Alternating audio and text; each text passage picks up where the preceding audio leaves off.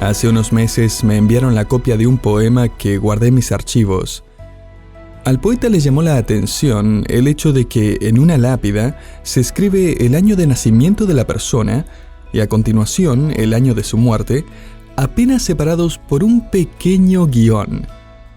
Un guión que representa una vida entera.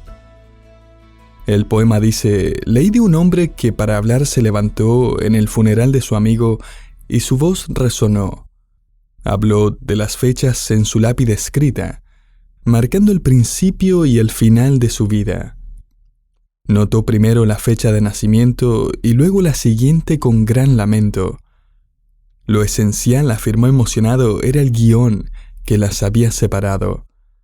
Representaba el guión cada momento que su amigo vivió hasta su último aliento.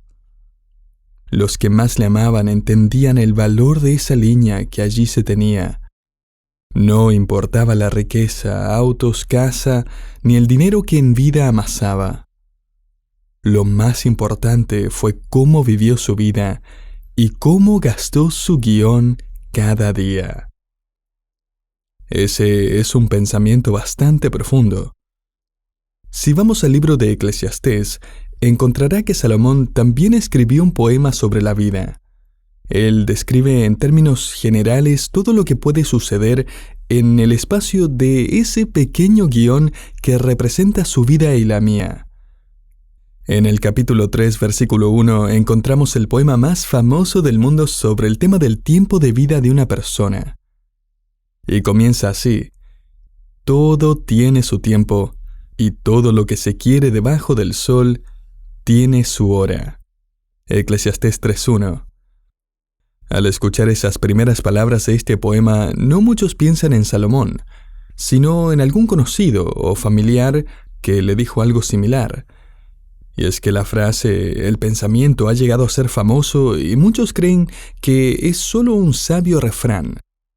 Pocos, sin embargo, lo han leído directamente del libro de Eclesiastés. Y en su contexto, Salomón está obviamente enfocado en el tema del tiempo.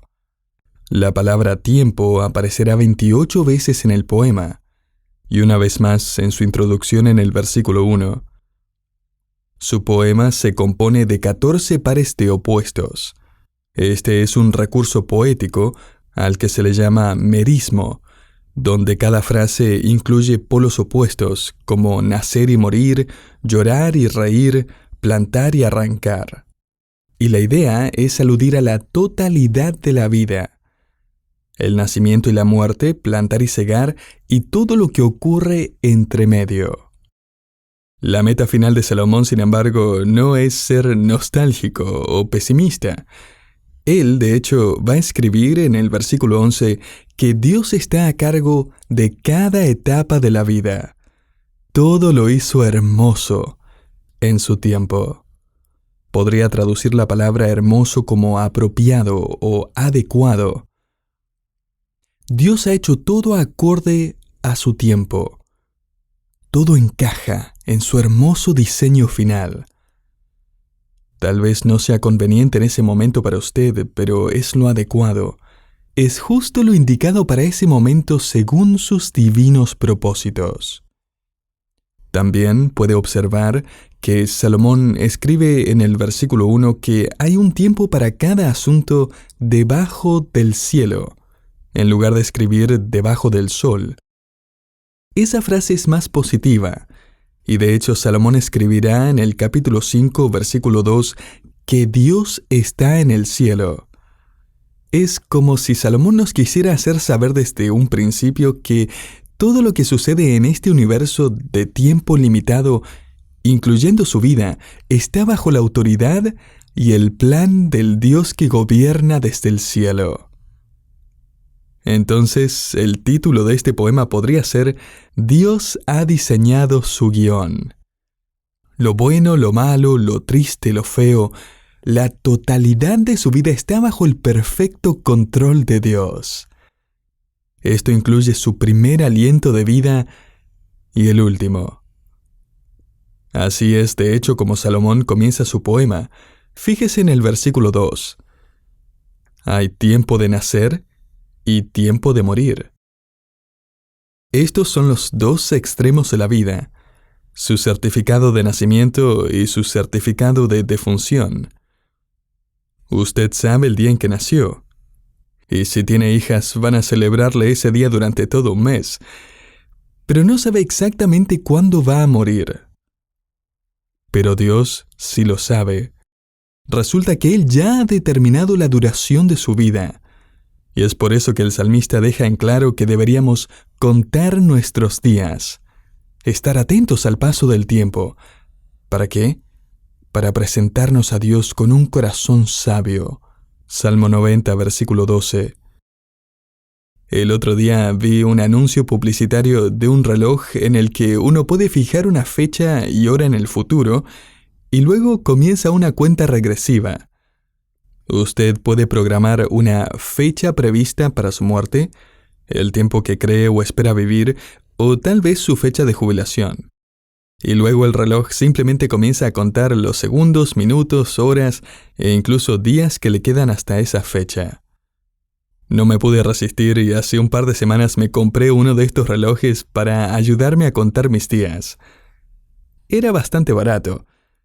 Lo recibí por correo la semana pasada. Seguí las instrucciones y luego puse la fecha prevista o el tiempo que esperaba vivir. Presioné el botón para iniciar y comenzó a parpadear la palabra error. No sabía si esta era una señal de Dios. Quizás haya extendido demasiado la fecha prevista. Volviendo al tema, Salomón no solo nos está recordando que la muerte es una cita fechada por Dios, en realidad nos recuerda la asombrosa verdad de que nosotros ni siquiera elegimos la fecha cuando nacimos. El momento en que dio su primer respiro y soltó su primer llanto por haberlo sacado de su cómodo y calentito hogar en el vientre de su madre. Usted no tuvo nada que ver con eso. De hecho, aún la fecundación del óvulo que se convirtió en usted no es producto de alguna decisión que usted haya tomado. Y hasta cierto punto ni siquiera fue la de sus padres, quienes están a merced de los tiempos de Dios. Piense en esto. Salomón enfatiza aquí el hecho de que usted está vivo por la eterna determinación, plan y diseño de Dios. Lo que significa, querido oyente, que usted no es un error, no es un experimento médico, no es un producto de la suerte o una serie de eventos afortunados, y no es un accidente, no es una ocurrencia de última hora o un acto del destino. El hecho de que usted esté vivo es una prueba de que usted es parte del eterno e impresionante y hermoso plan de Dios para los siglos venideros. Y esto es solo el comienzo. Escuche esto, usted está vivo hoy porque Dios eligió que estuviera vivo. En esta generación, aquí es donde usted encaja. El Dios creador del universo considera que su vida es hermosa y apropiada, perfectamente ajustada a su gran plan. Y los planes que Él tiene para usted, querido creyente, solo van a mejorar. Ahora, entre su nacimiento y muerte van a haber muchas experiencias o temporadas diferentes, y Salomón las presenta en este poema. Observemos juntos el siguiente par de opuestos en la última parte del versículo 2. Hay tiempo para plantar y tiempo para arrancar lo plantado.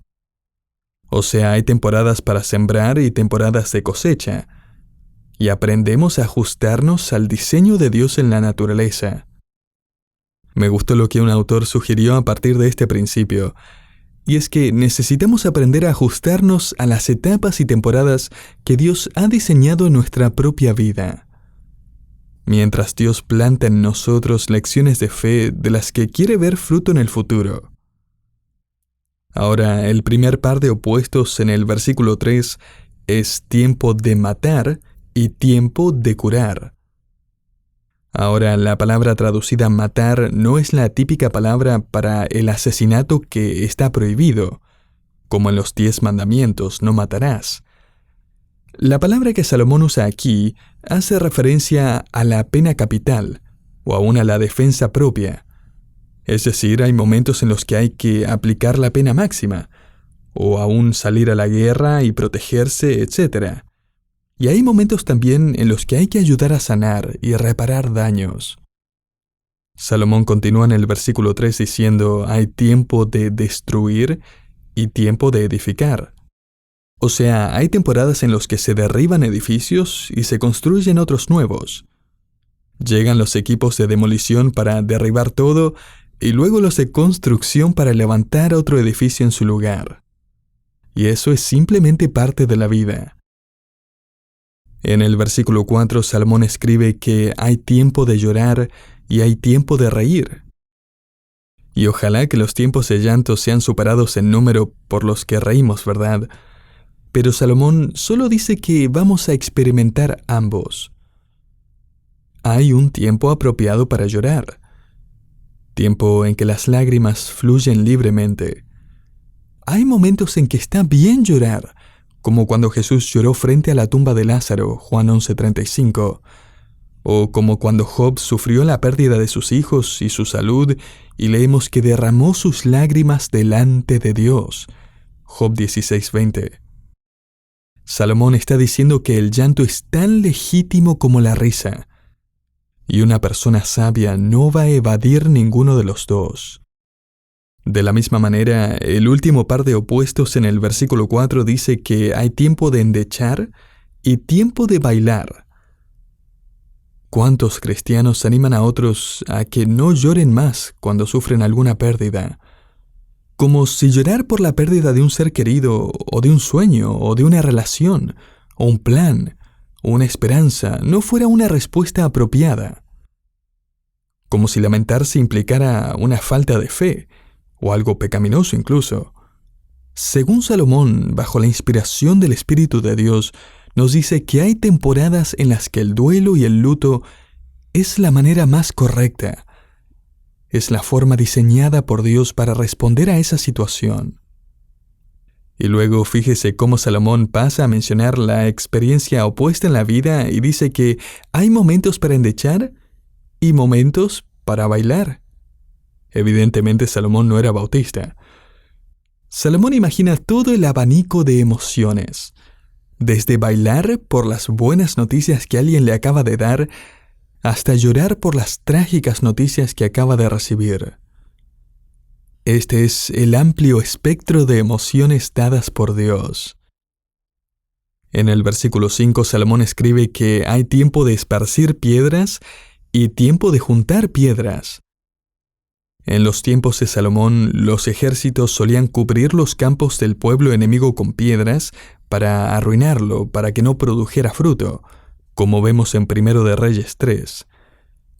Y luego esas mismas piedras servían para construir cercas y torres de vigilancia, rediles, graneros, etc. Salomón escribe a continuación en el versículo 5 que hay tiempo de abrazar y tiempo de abstenerse de abrazar. Es posible que esta frase haga referencia a la intimidad conyugal.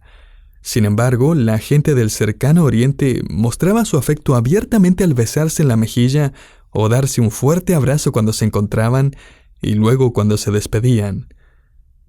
Salomón usa esta idea para decir, en otras palabras, que hay un tiempo para decir hola y un tiempo para decir adiós.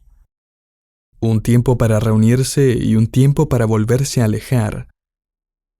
Todos conocemos la alegría de esos momentos cuando saludamos a nuestros familiares y amigos y podemos darles un fuerte abrazo.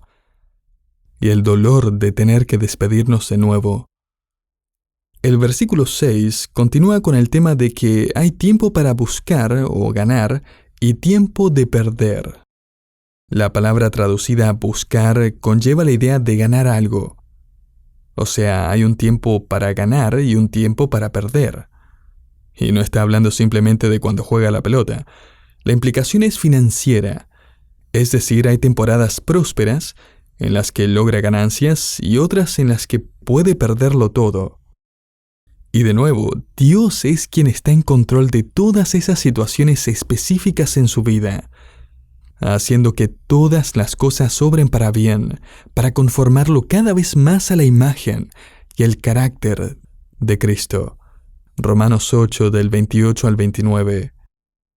Continuando en el versículo 6, leemos que hay tiempo de guardar y tiempo de desechar. Podría ponerlo de esta manera. Hay un tiempo para guardar las cosas que se necesitan y hay otro momento para tirar o para regalar las que no. En otras palabras, y en términos muy prácticos, hay tiempos para guardar y hay tiempos para hacer una venta de garaje. Salomón escribe ahora en el versículo 7 que hay un tiempo para rasgar y un tiempo para coser. En los tiempos de Salomón, como leemos frecuentemente en las Escrituras, cuando alguien experimentaba dolor o tragedia, se rasgaba las vestiduras. Lo hacía desde el cuello de la camisa hasta el pecho, dando a entender que su corazón estaba roto. Entonces hay temporadas para lidiar con la tragedia, la dificultad y el dolor. Me gustó cómo un autor sabiamente recomienda que le pidamos a Dios sabiduría para saber atravesar estos tiempos y no quedarnos estancados. Y es que hay momentos en que es apropiado rasgar las vestiduras, pero también es importante saber cuándo es tiempo de sacar la aguja y el hilo y empezar a coser de nuevo. El versículo 7 continúa diciendo que hay tiempo de callar y tiempo de hablar. Esto prácticamente no necesita explicación, ¿verdad? Tenemos que ser prontos para oír y tardos para hablar, como dice Santiago 1, versículo 19. Por una buena razón, Dios nos dio 2 oídos y 2 ojos, pero solo una boca. Mi mamá solía citarme el famoso dicho de Abraham Lincoln que decía: «A menudo me arrepiento de lo que digo, pero nunca de lo que callo». Me animó a memorizarlo. No sé por qué. Entonces es importante reconocer los momentos en que debemos guardar silencio y en los que debemos hablar. Salomón continúa escribiendo en el versículo 8 que hay tiempo de amar y tiempo de aborrecer. Es fácil entender la parte de amar, pero ¿qué se supone que debemos odiar o aborrecer? El salmista escribió: «Los que amáis a Jehová, aborreced el mal». Salmo 97:10. Salomón escribió: «El temor de Jehová es aborrecer el mal». Proverbios 8:13. De hecho, Salomón escribe bajo la inspiración del Espíritu Santo esta revelación del carácter de Dios. 6 cosas aborrece Jehová, y aun 7 abomina su alma: los ojos altivos, la lengua mentirosa, las manos derramadoras de sangre inocente, el corazón que maquina pensamientos inicuos, los pies presurosos para correr al mal, el testigo falso que habla mentiras y el que siembra discordia entre hermanos. Proverbios 6 del 16 al 19. Salomón nos recuerda básicamente que debemos amar y aferrarnos a lo que Dios ama y al mismo tiempo odiar y apartarnos de lo que Dios odia. Por último, Salomón termina su poema escribiendo en el versículo 8 que hay tiempo de guerra y tiempo de paz. Esta puede ser una respuesta nacional para defenderse quizás de otra nación, o un esfuerzo para eliminar la tiranía en el mundo, o ir en ayuda de otra nación en aras de la justicia. El punto es que hay largas temporadas de guerra y de paz. Nuestro mundo es una mezcla de campos de batalla y tratados de paz. Y esto a la verdad no va a cambiar hasta que Jesús cree un cielo nuevo y una tierra nueva, donde Él, el príncipe de paz, y sus seguidores redimidos nunca se distraigan ni se vean comprometidos en los vientos de la guerra. Apocalipsis 21. Permítame tratar de resumir este inspirado poema sobre el tema del tiempo. Usted y yo estamos viviendo ese guión entre la fecha en que nacimos y nuestra fecha de defunción. Ese pequeño guión que hasta hoy dura unos 20, 30, 40, 50, 60 o 70 años o más. ¿Cómo es que podemos vivir ese guión de la mejor manera? ¿Qué quiere el Señor que sepamos sobre este guión de nuestras vidas para disfrutarla de mejor manera, para hallar significado y contentamiento, para glorificar a Dios con el tiempo que nos ha asignado sobre esta tierra. Aquí le dejo 2 principios que Salomón quiere que tengamos en mente mientras vivimos nuestro guión. En primer lugar, su guión está lleno de eventos planificados por Dios y no querrá desperdiciarlos. El apóstol Pablo nos dice que debemos aprovechar bien el tiempo para glorificar a Dios, Efesios 5:16. Así que aproveche lo mejor posible su don de la vida y estas etapas y periodos de tiempo. Jonathan Edwards, el líder del gran despertar espiritual de los años 1700, escribió en su diario las siguientes palabras cuando tenía apenas 19 años. A menudo escucho a las personas de edad avanzada contar cómo vivirían si pudieran vivir sus vidas de nuevo. He decidido, suponiendo que llegue a una edad avanzada, que viviré tal como desearía haber vivido. Esa es una buena resolución. El segundo principio que debemos tener en mente es que su guión está lleno de acontecimientos impredecibles, cosas que no puede controlar. Querido creyente, esa sensación de paz mientras vive su guión no se debe a la ausencia de momentos difíciles, sino a la seguridad de que Dios está en control. Los periódicos solían llamarlo la danza del peligro. La construcción de puentes era un gran desafío que hacía peligrar la vida de los hombres que caminaban sobre vigas oscilantes, a veces a cientos de metros en el aire. Esta danza tenía incluso una tasa de mortalidad calculada. Por cada $1.000.000 gastados, se esperaba perder una vida. En 1932, los ingenieros del puente Golden Gate en San Francisco creyeron que se podían reducir los riesgos. Cuando empezó la construcción, se implementaron varias medidas de seguridad, como el uso obligatorio del casco, guantes, lentes, entre otros implementos, e incluso se instaló un hospital en la obra para los heridos. El dispositivo de seguridad más efectivo era totalmente nuevo, aunque ya se había utilizado durante años en el circo. Se trataba de la red de seguridad. Estaba extendida a 21 metros por debajo del puente y se extendía 3 metros a cada lado. Los periódicos empezaron a publicar los resultados de los hombres que habían caído, pero que se habían salvado de una muerte segura. Un titular decía: resultado de la red de seguridad hasta la fecha, 8 vidas salvadas.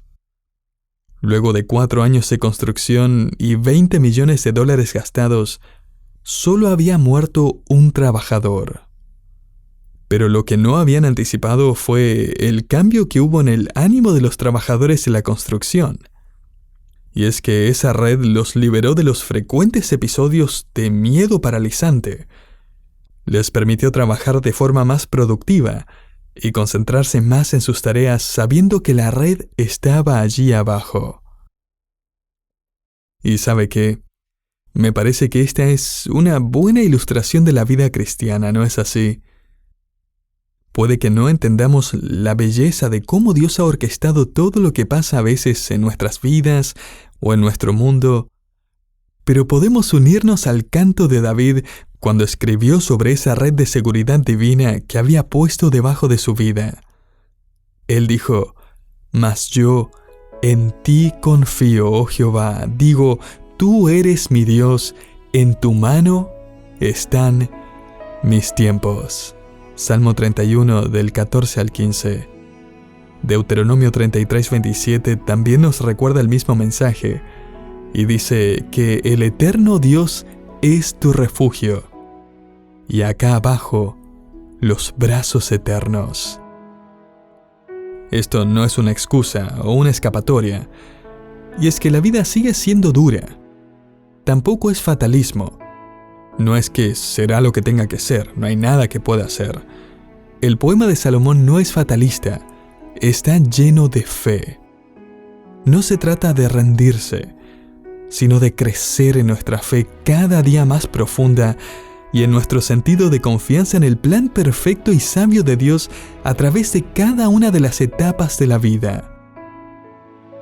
Se trata de llegar a entender, tal como Salomón lo ha expresado aquí en forma poética, que todo tiene su tiempo y que los tiempos de Dios son perfectos.